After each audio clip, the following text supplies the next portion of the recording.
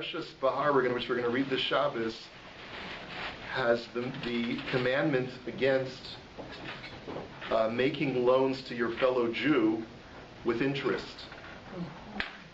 This is unfortunately something which a lot of Jews are nichshal in. It's one of the 613 commandments of the Torah. It's a very serious mitzvah. The Gemara devotes an entire chapter of Maseches Bava Metzia to the laws of interest. And the Gemara tells us that he who gives loans with interest loses his share in the world to come. So you have to be very, very careful about this. Whether you're in charge of the finances or your husband is, make sure that if you borrow money or you lend money, it's done to another Jew. It's done without interest, and there are ways to get around this, namely something called the heter iska, which we won't go into. There are a lot of details to discuss today. But what I wanted to focus in on is the way that the Torah phrases the mitzvah, and something that the Gemara extracts from this mitzvah, which seems to be totally out of character of the mitzvah.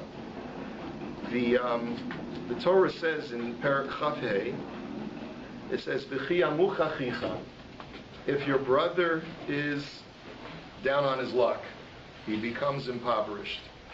U'matay yado imach v'hechezakta bo, so that you have an obligation to strengthen him. Ger v'soshav v'chai imach, whether he be the stranger or the resident, you have to make sure that he lives with you. Al tikach me'ito neshech v'sarbis v'yoresa me'elokecha v'chei achicha imach. Do not take from him either interest or the two ways that the Torah describes neshech and tarbit. Neshech is the effect that the borrower feels. He feels a bite, literally is why it's called neshech. Tarbis is interest, where you increase your investment by giving him amount of money and he gives more back to you. And you shall fear your God, v'chei achicha imach, and your brother shall live with you. Now, the Torah then concludes this mitzvah by saying that I'm the Lord your God, asher hotzeisi eschem me'eretz Mitzrayim. I took you out of Egypt. L'seis lachem es eretz Canaan, in order to give you the land of Canaan, lios lachem le'elokim, to be for you as a God. So what we're told from here is that Hashem wants a holy society. He wants a society where we're treating each other with compassion.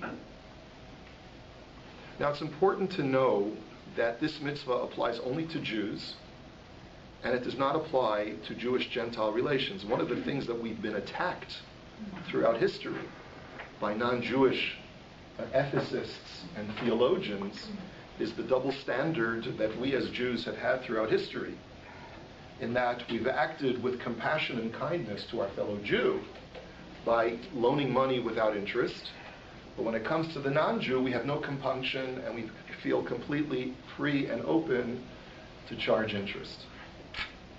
So think about that for just a moment, and think to yourselves whether this is problematic for you or not. And let's go on to a piece of Gemara. The Gemara says Tanya. There's a brisa that tells us as follows. A very famous Gemara. Shnayim shahayu mahalchim baderech. Two people are traveling on the road away in the wilderness. Ubiyad echad mehem kiton shel mayim. One of them has a container of water, a water flask. Im shosim shneihem mesim. There's only enough water to sustain one of them for them to get to civilization. If they share the water and they drink the water, each one drinks half of the flask, then they'll both die. V'im shoteh echad mehem magia liyishuv. If, however, one of them will drink the entire amount of water, he'll be hydrated enough to survive and be able to get to the yishuv, be able to get back to civilization. The other fellow will surely die because he won't drink it all, but at least the fellow who drinks all of it will be able to survive. So Darash ben Petora, Ben Petora, who's one of the rabbis of the times of Rabbi Akiva, says, Mutav sheyishtu shnehem v'yamutu. Better that both of them should drink. You have to be equitable. You have to share. So let them both drink the water and let them both die. If that's what it means, then let them both die. Now, Ben Petora doesn't sound to be completely ridiculous when you think about it, because really what he's suggesting is, who knows what will happen. Maybe a miracle will happen. Maybe we'll both drink the water, and then we'll find an oasis, in the middle that we were not or it'll rain.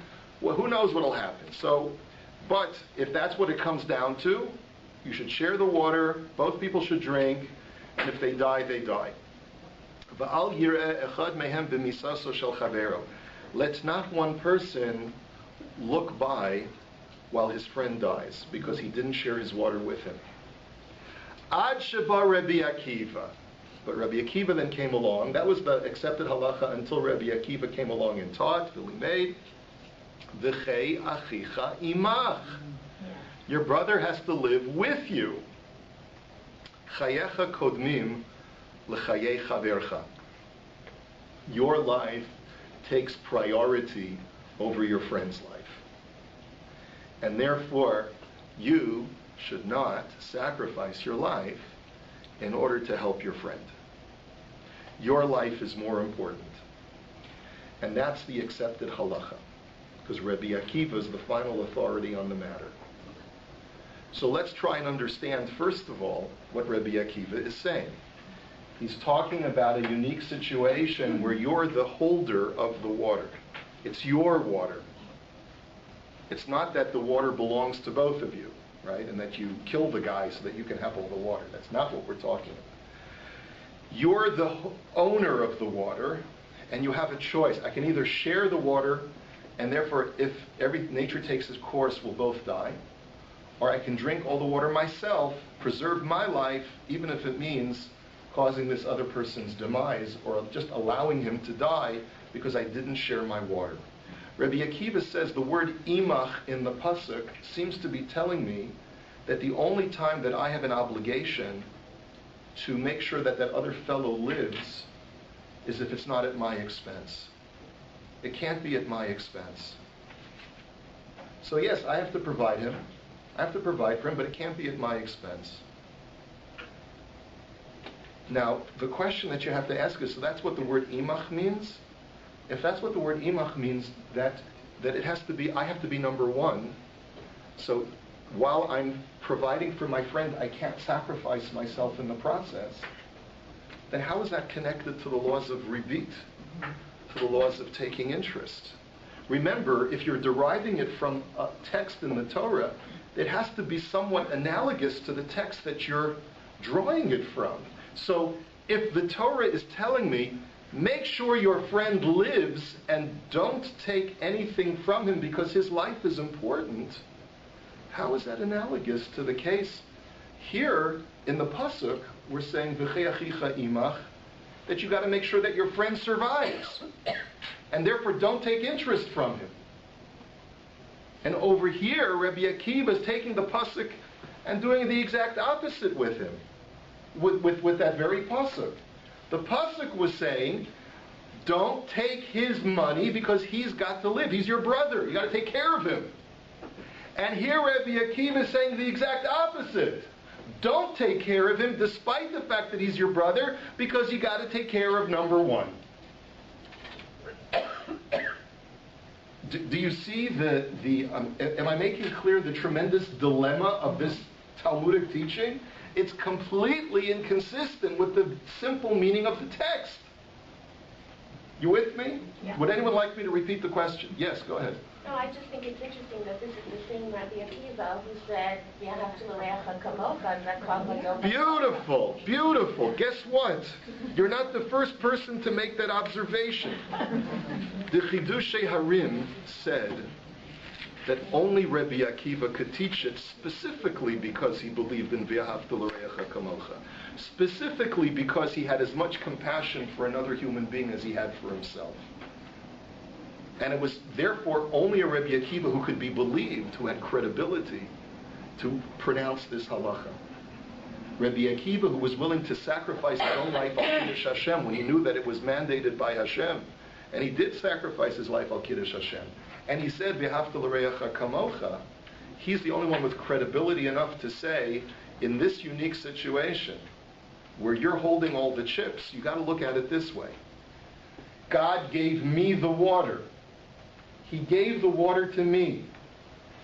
He wants me to survive. And that's the way I have to look at life that way. If Hashem gave me the water, it means He gave it to me for a reason. He doesn't want me to squander it by causing us both to perish.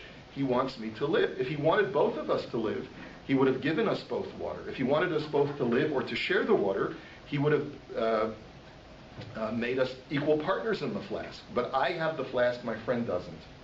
Hashem wants me to live. And it's despite the fact of V'haftal Re'echa Kamocha, I can't love him more than I love myself. I can't love him at my sense of self-sacrifice. Let me just tell you how you understand the pasuk in light of, or how you understand Rabbi Akiva's teaching in light of the pasuk. I think it's very simple. You just have to sort of switch the paradigm in your head. When Rabbi Akiva says V'chei achicha imach, he's not looking at it as the Torah giving the directive to the lender, telling the lender, make sure your brother lives with you. He's looking at it from the perspective of the borrower. The borrower has to have the attitude that my life is more important than his life, than the lender's life. I needed a loan, it's true.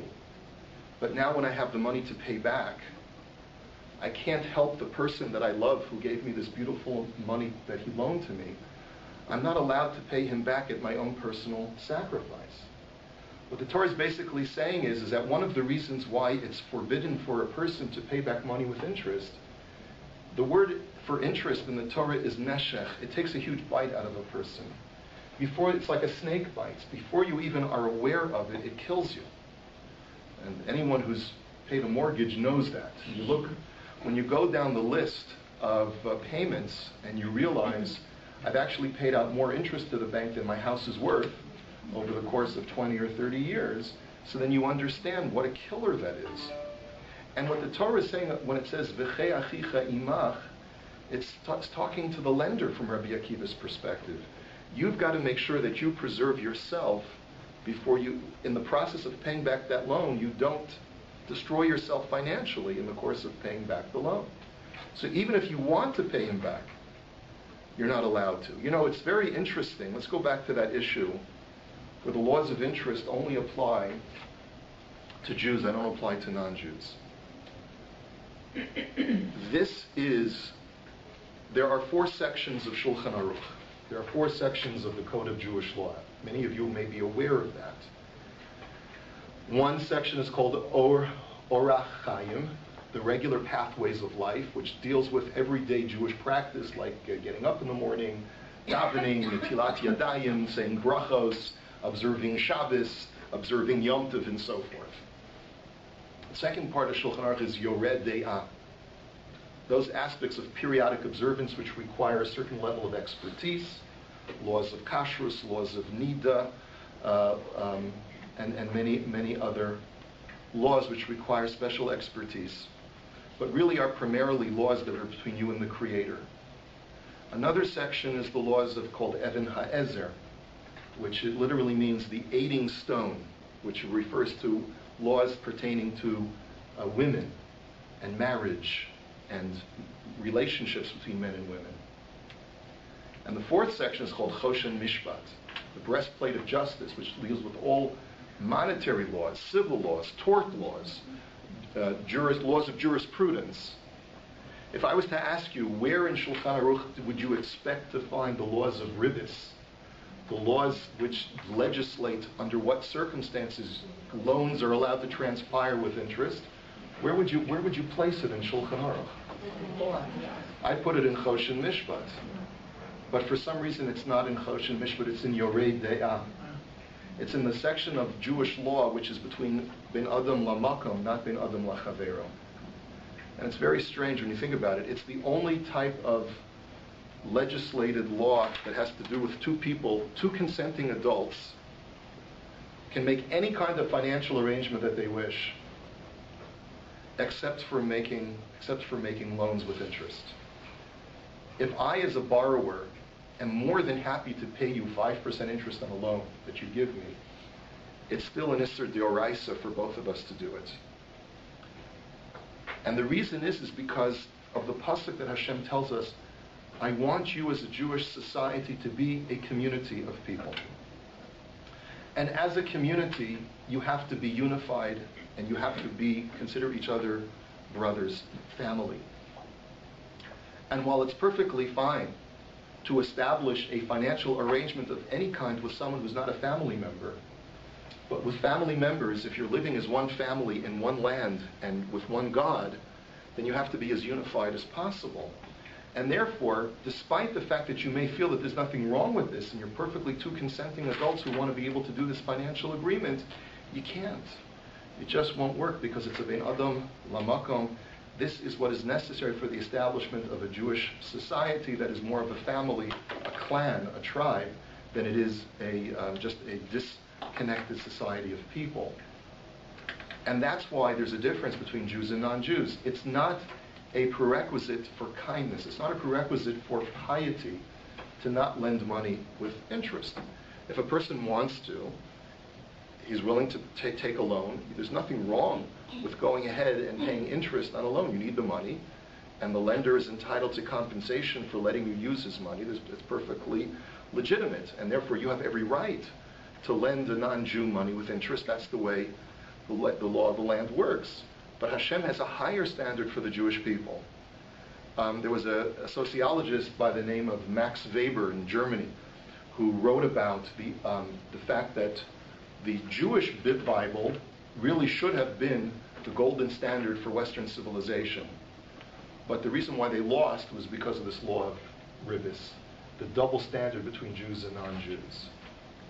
And many people have criticized Weber because how unfair that is to accuse the Jews of being unfair when the reality is the only way we could survive, the only way that we were able to put food on our table, because we were denied so many opportunities to be landowners, to be able to trade in cattle and in real estate and in commodities. This was the only way that we could survive, was by being money lenders. And this goes back centuries, Shakespeare writes about it with Shylock and so on. So the idea here is that HaKadosh Baruch Hu is telling Klal Yisrael, V'chei achicha imach. You have to make sure that your brother's sustenance, that you want to give him that interest with someone else, that's perfectly fine. But you can't harm yourself in the process.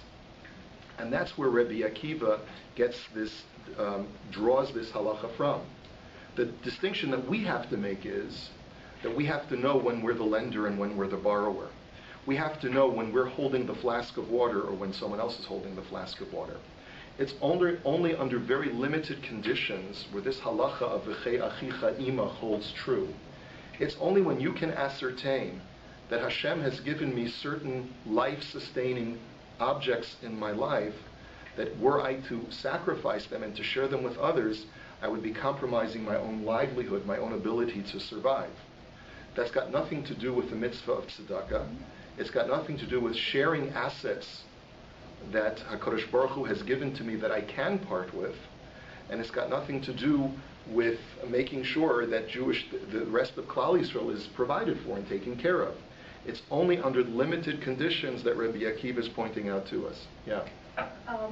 One is a physical survival, and one is, yes, your mortgage could kill you, but the chances of you getting back on your feet are very good. So there seems to be, and then we have the Teteriska, which, so we get around some of that. So I think there's a little bit of a difference in my eyes about sharing your water or sharing your money. When Yes. you can get back and when you can't. I agree with you. But even so, Rabbi Akiva derives the principle, even though it's a principle that doesn't hold true. In other words, it's not the ultimate act of cruelty, but it will end up harming you to some degree. Rabbi Akiva is able to derive from the Torah's attitude of v'chei achicha imach that it certainly applies when you're dealing with a flask of water in the desert. But you're right. There are ways around it, and there are ways to mitigate it.